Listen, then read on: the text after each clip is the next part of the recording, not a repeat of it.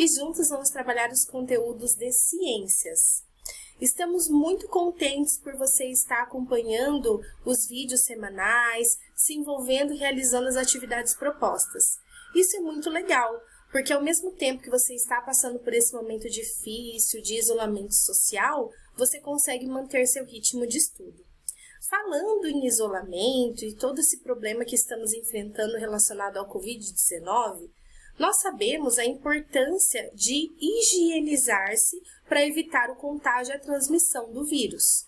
Nós escutamos muitas vezes falar sobre a importância de higienizar as mãos utilizando álcool 70 ou álcool em gel.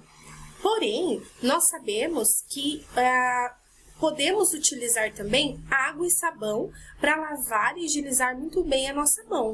Então perceba como a água é importante também nesse momento de pandemia. Na semana passada, a professora Milena começou a conversar a respeito da importância da água. Ela falou vários elementos, além da higiene, a importância da água para nos hidratar, como forma de lazer e tantos outros. Hoje nós vamos dar continuidade ao capítulo 3 do volume 2. Se você tiver o seu material, eu sugiro que você pegue o seu caderno para a gente começar os nossos estudos.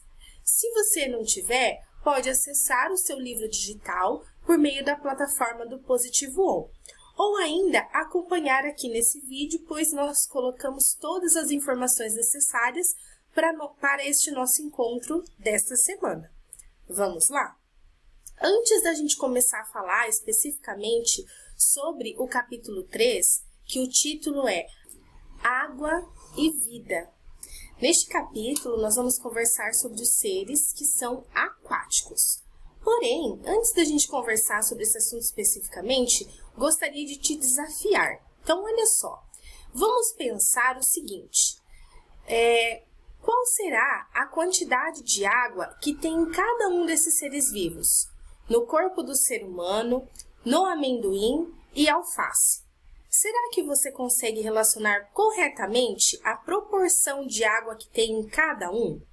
Perceba que aí embaixo nós temos 5%, 95% e 60%. Quanto será do corpo humano que é composto por água? 5, 95 ou 60? O que você acha? Vamos ver a resposta correta? Olha só, 60% do corpo de uma pessoa adulta é composto por água. É muita coisa, né? E o amendoim?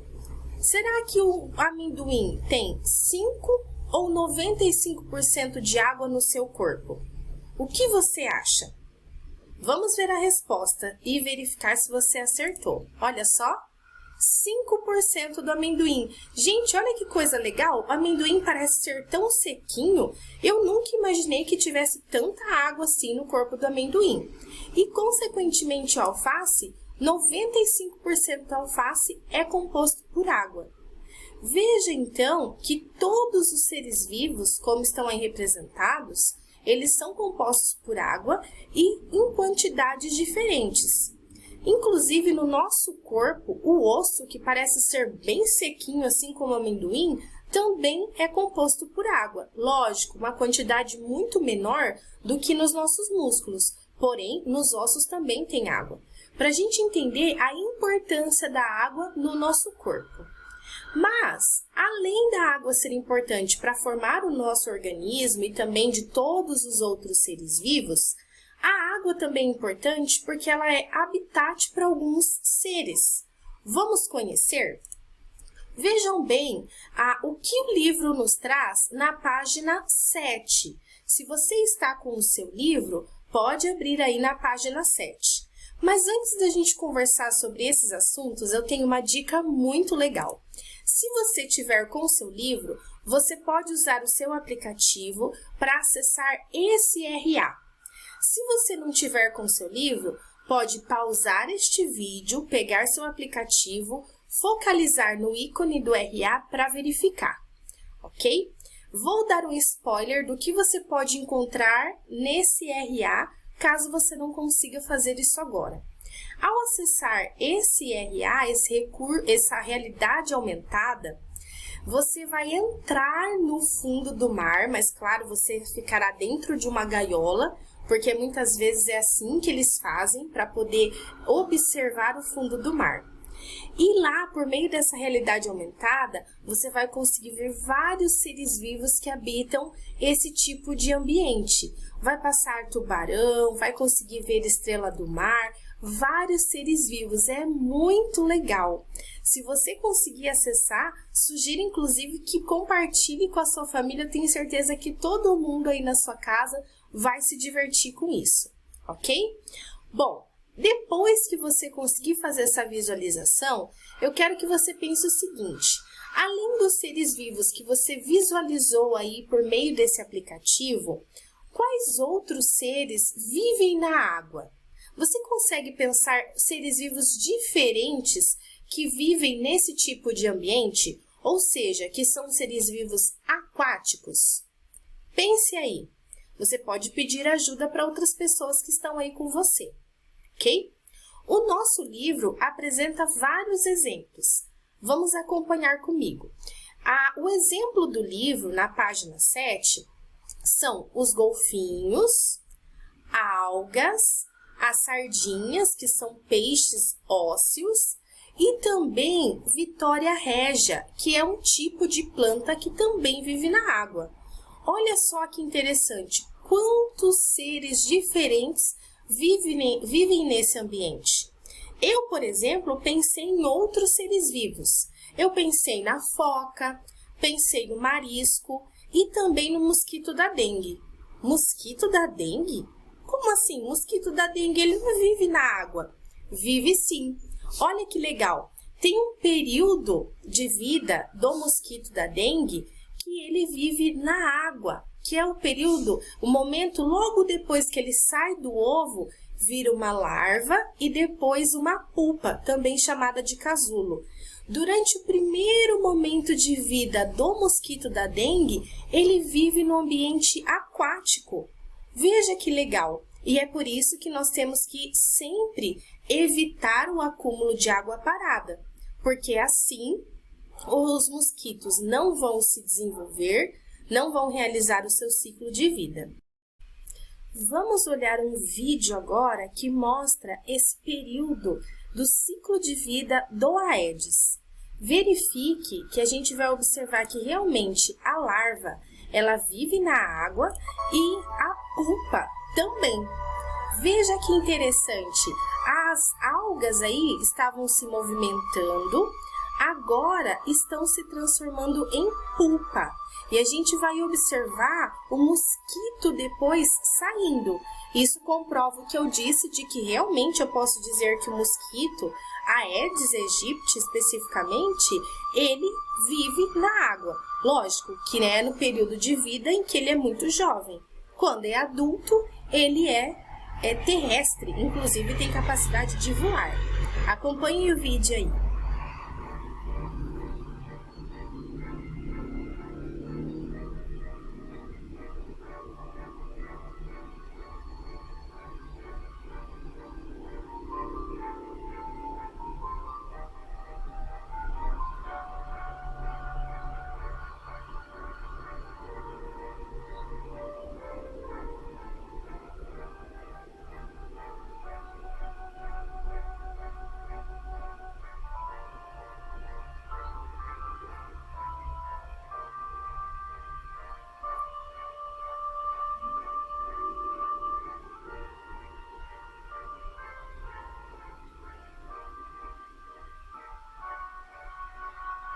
Nossa, olha que legal o mosquito saindo.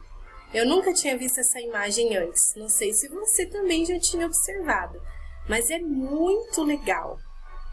E também a gente consegue verificar o momento que esse mosquito vive no ambiente aquático. E quando ele se torna adulto, que é o caso, ele sai do seu casulo para viver no ambiente terrestre. É muito da hora esse vídeo. Legal, né? Bom, eu acho muito divertido. Mas, voltando aqui aos animais que são indicados pelo material. Então, aí os golfinhos, as algas, os peixes representados pelas sardinhas e plantas aquáticas como a Vitória Régia. Mas a gente vai falar um pouquinho de cada um deles. Eu quero que você me responda o seguinte: por que será que o ser humano não consegue viver na água? Por que será? Você sabe me responder? Será que você respondeu que o ser humano não consegue viver na água porque ele não consegue respirar nesse tipo de ambiente? Então, as pessoas que às vezes sofrem algum tipo de acidente e ficam muito tempo na água, olha só, por exemplo, esse GIF, a pessoa sai da água com a maior necessidade de respirar. Mas o peixe, por outro lado, ele consegue respirar na água. Vamos dar uma olhada como isso funciona? Lá no material, lá no livro, na página 8, tem a explicação a respeito da adaptação dos peixes para conseguir sobreviver nesse tipo de ambiente. Veja que legal! A primeira coisa é que o peixe ele tem uma estrutura chamada brânquias. As brânquias fazem o mesmo papel do nosso pulmão. Na semana anterior, você aprendeu com a professora Milena o processo de respiração. Nós vimos que na nossa respiração, nós sugamos os gases e lá no pulmão, o oxigênio ele é absorvido pelo nosso corpo. Quem faz essa absorção é o sangue que vai transportar esse oxigênio por todo o corpo. Ela comentou a respeito também de veias, capilares e artérias, ok? Nos peixes acontece a mesma coisa. A diferença é que ao invés de pulmões, eles possuem brânquias. Porque as brânquias são capazes de pegar o oxigênio que está dissolvido na água líquida. E assim ele consegue viver no ambiente aquático, certo? Você já deve ter visto algum tipo de aquário e deve ter percebido também que existem os peixes que vivem naquele aquário ficam o tempo todo abrindo a boca, como a gente vai ver nesse vídeo. Observe que o tempo todo o peixe fica abrindo e fechando a boca. E se a gente olhar com atenção, aqui na lateral da cabeça desse animal, também fica se movimentando, mexendo assim de um lado para o outro. Por que será que isso acontece? Então, vamos entender. O peixe fica abrindo e fechando a boca para que a água entre pela boca, passe pelas brânquias que ficam ali na região da lateral da cabeça e saia. Toda vez que o peixe abre a boca, a água entra. Quando ele fecha a boca, a água sai. A água entra, passa pelas brânquias, o oxigênio entra no corpo do animal e o resto da água sai por essas aberturas laterais. Isso acontece no caso desses peixes de aquário. E no tubarão, por exemplo, não sei se você já observou nos filmes infantis, na lateral do peixe parece alguns cortes. É por ali que a água sai depois de passar pelas brânquias. Veja só como isso é importante para que o peixe consiga sobreviver no ambiente aquático.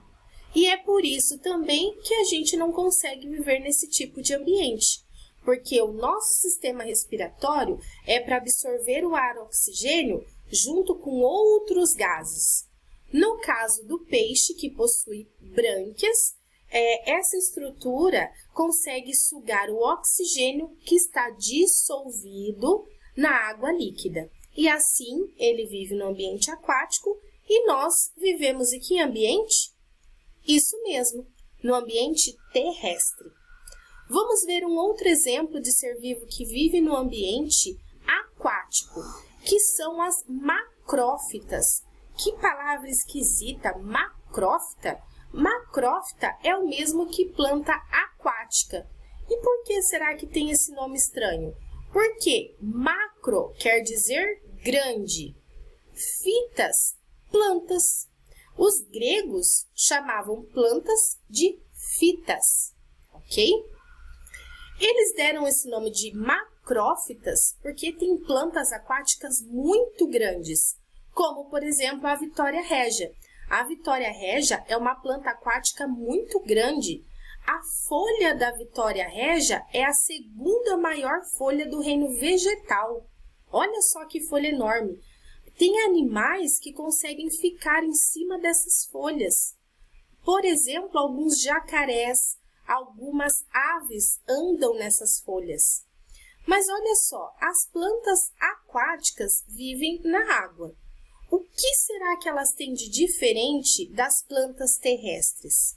O que será que as plantas aquáticas têm de característica que possibilitou a elas sobreviver nesse tipo de ambiente? Vamos dar uma olhada. Aí na página 8 do livro também tem a explicação. Mostra aí as plantas aquáticas e o diferencial delas está no caule. Olha aí a imagem. O caule das plantas aquáticas tem vários espaços onde o ar se acumula. Por que será que é importante o caule ficar cheio de ar?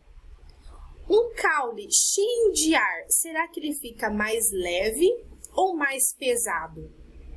Eu penso que ele fica mais leve, você concorda comigo? Se ele fica mais leve, ele vai flutuar ou ele vai afundar?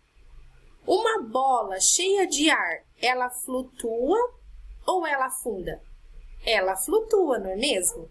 E é justamente por isso que as plantas aquáticas têm no seu caule espaços cheios de ar, porque assim o caule fica leve e faz as folhas flutuarem, ou seja, ficarem próximas da superfície. Isso é muito importante porque em alguns momentos essa planta aquática vai produzir flor e a flor precisa estar na superfície para que os insetos façam a polinização, para que os insetos, pássaros visitem essas flores. Veja só que legal.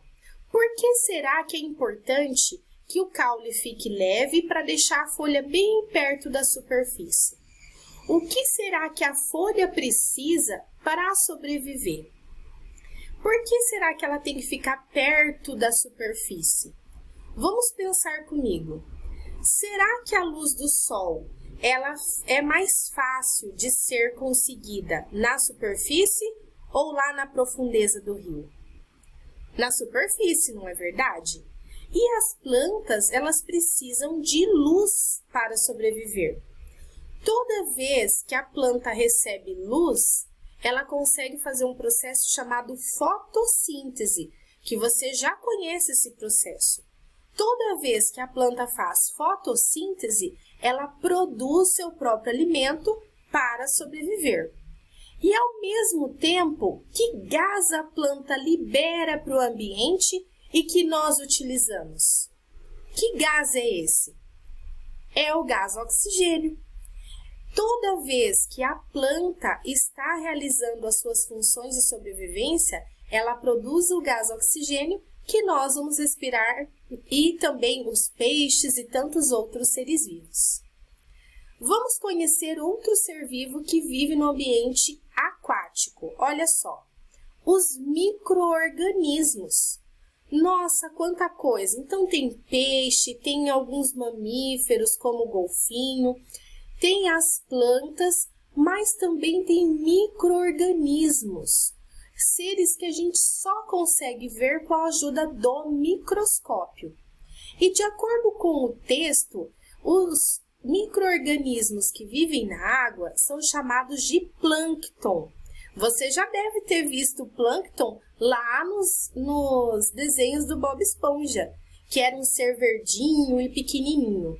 Os plânctons, eles são divididos em dois tipos. Olhe no texto. Fitoplâncton e zooplâncton. Que palavras estranhas, mas a gente vai entender um pouquinho sobre elas. Olha só, a palavra fitoplâncton é um pouco esquisita, né? Mas vamos lá, nós podemos dividir essa palavra em duas partes para facilitar o nosso entendimento. Fito, eu falei dessa palavra já. Fito, do grego, significa o quê? Pense aí. Além de fito, nós podemos dividir essa palavra em plâncton. Plâncton quer dizer errante, quer dizer livre. Plâncton são micro-organismos que estão livres na água. Mas e fitoplâncton? A palavra fito, do grego, você deve ter lembrado o que eu disse, que significa planta. As plantas, elas normalmente são de coloração verde, não é isso? Aí na imagem, vejam que tem seres de cor verde. Essa cor, ela é muito importante. Essa cor verde é um pigmento que esses seres vivos e também as plantas utilizam para fazer fotossíntese e assim produzir seu próprio alimento. E eu acabei de falar que toda vez que esse ser vivo faz fotossíntese e produz seu próprio alimento, libera o gás oxigênio. Olha só que interessante. Então, fitoplâncton são plânctons com características de planta, ou seja, capazes de produzir seu próprio alimento. Mas e a palavra zooplâncton? Ela também pode ser dividida em duas partes, zoo e plâncton. Plâncton, a gente já viu que quer dizer errante ou livre. E zoo, esse é muito fácil, porque no zoológico a gente vai observar o quê? Animais. Então, zoo quer dizer animal. E o que será? Qual a principal característica de um animal?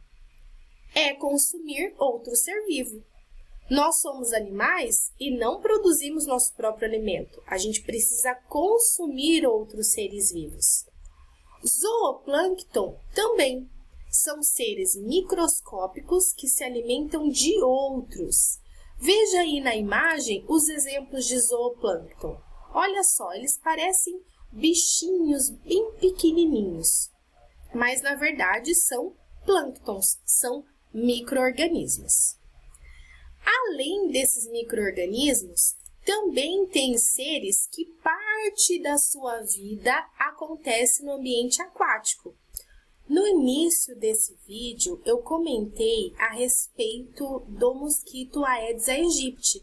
E nós vimos que quando ele está passando pelos primeiros estágios da sua vida, quando ele é larva e pupa, esse momento acontece na água.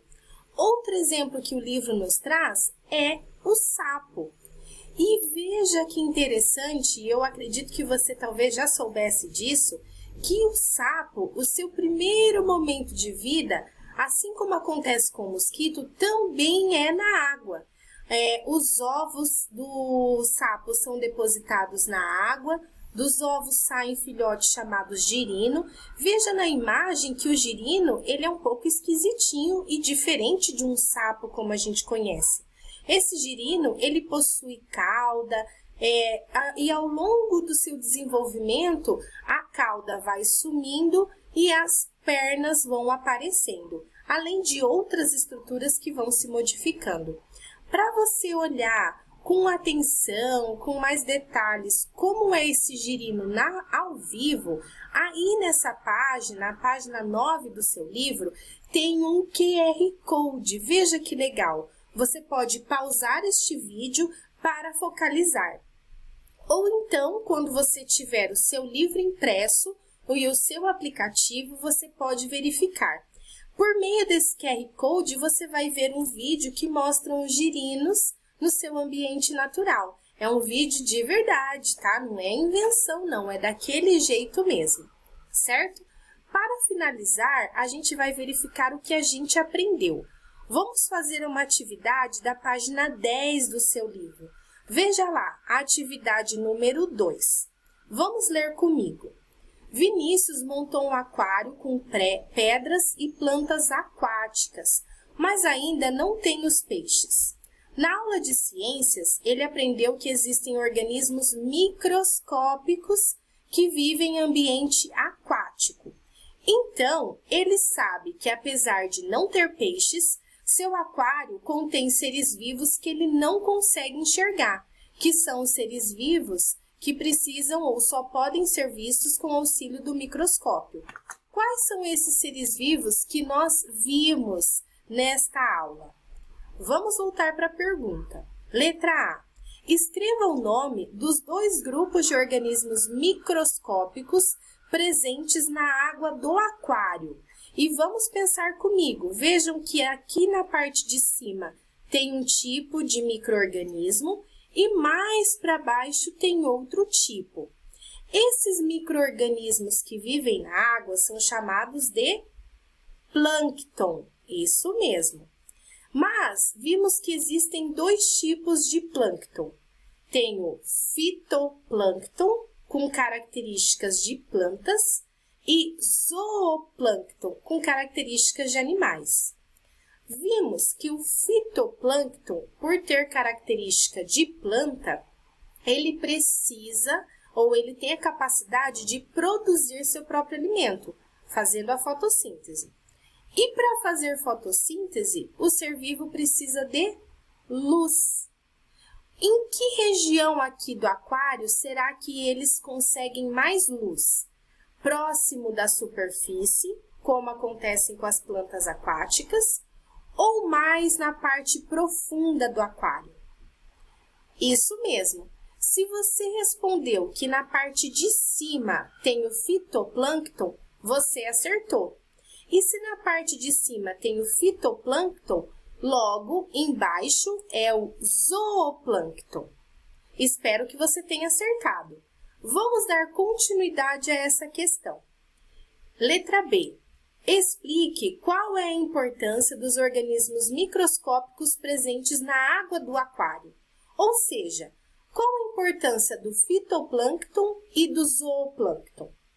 Vamos lembrar, primeiro, o fitoplâncton faz fotossíntese, produz seu próprio alimento.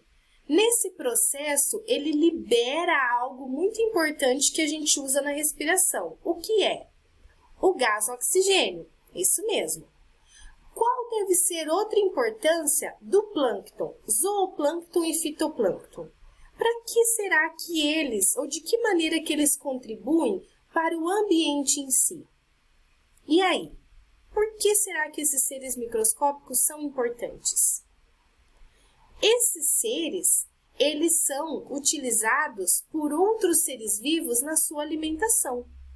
Um exemplo é, alguns moluscos se alimentam de fitoplâncton. E pasmem vocês, o tubarão-baleia também se alimenta desses micro-organismos. O tubarão-baleia ele pode comer em torno de 20 quilos desses plânctons por dia. É muita coisa, né? Mas também o tubarão-baleia é enorme, precisa de muito alimento. E mesmo assim, o alimento dele é microscópico. Não é muito legal? Bom, para você dar continuidade aos estudos, a sugestão é fazer atividades do seu livro de atividades. Lá no seu livro, a sugestão é que você resolva a página 54 e a página 55. Nessas páginas, você vai poder retomar tudo o que nós conversamos neste vídeo, certo? Se você não tem ainda o seu livro de atividades, não tem problema. Por quê? Uma das questões para serem resolvidas do livro de atividades é uma pesquisa. Se você quiser, pode pausar este vídeo para anotar qual é a atividade desta semana. A atividade é: pesquise em qual ambiente aquático vivem os seres vivos citados a seguir. Quais são esses seres vivos? Zooplâncton, sapo-cururu, vitória régia, jacaré do Pantanal, o lambari, baleia jubarte, tubarão-baleia e o peixe-palhaço. Você vai pesquisar em qual ambiente cada um desses seres vivos habitam, ok? A outra sugestão que eu tenho é que você faça um desenho mostrando esse ser vivo ou um desses seres vivos no ambiente em que ele vive que você pesquisou. Para ficar ainda mais legal o seu desenho, você pode usar diversos elementos que tem aí na sua casa para criar texturas. Você pode usar grãos, tecidos, algodão, folhas secas, se você tiver no seu jardim. Use sua criatividade para enriquecer o seu desenho. E quando ele estiver pronto, ou enquanto você estiver fazendo essa atividade, peça para alguém tirar uma foto e postar nas redes sociais com a hashtag SPEcomVocê. Escreva seu nome e a sua cidade, que eu vou acompanhar das redes sociais a sua obra de arte. Bom, nesta aula nós vimos sobre os seres vivos que vivem no ambiente aquático e que eles precisam de adaptações para viver nesse ambiente. Na próxima aula nós vamos entender um pouco mais sobre a água. Espero que você tenha se divertido, uma boa semana e até a próxima. Tchau, tchau!